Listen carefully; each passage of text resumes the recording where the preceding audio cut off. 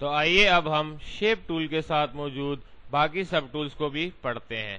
تو سب سے پہلے یہاں پہ ہمارے پاس موجود ہے نائف ٹول۔ نائف ٹول کا مطلب ہے کسی بھی آبجیکٹ کو کاٹنے کے لیے یا کسی بھی آبجیکٹ کو دو حصوں میں تقسیم کرنے کے لیے ہم نائف ٹول کا استعمال کرتے ہیں۔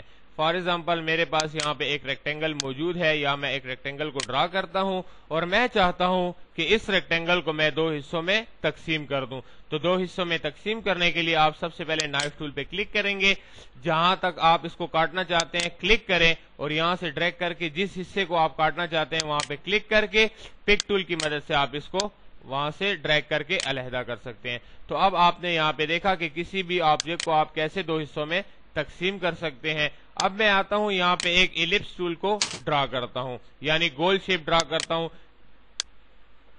یہ میں نے ایک گول شیپ کو ڈرا کیا، اب میں اس کو یہاں پہ کلر دیتا ہوں۔ تو کلر دینے کے بعد بھی میں اس کو نائف ٹول کی مدد سے کاٹ سکتا ہوں۔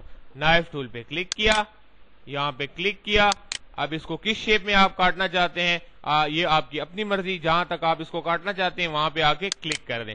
کلک کرنے کے بعد آپ اس کو پک ٹول کی مدد سے موو کر کے علیحدہ کر سکتے ہیں۔ اگر آپ چاہتے ہیں کہ آپ اس کو نائف ٹول کی مدد سے ڈیزائن کاٹنا چاہتے ہیں، ڈیزائن طریقے سے کاٹنا چاہتے ہیں، تو نائف ٹول پہ کلک کریں اور یہاں پہ کلک کرتے ہی آپ اس کو ماؤس کی مدد سے یوں چینج کر سکتے ہیں۔ جتنا آپ اس کو حرکت دیں گے ماؤس کی شیپ کو چینج کرتے رہیں گے اتنا ہی اس میں تبدیلی آتی رہے گی۔ آپ پک ٹول کی مدد سے اس کو علیحدہ کر کے دیکھ سکتے ہیں۔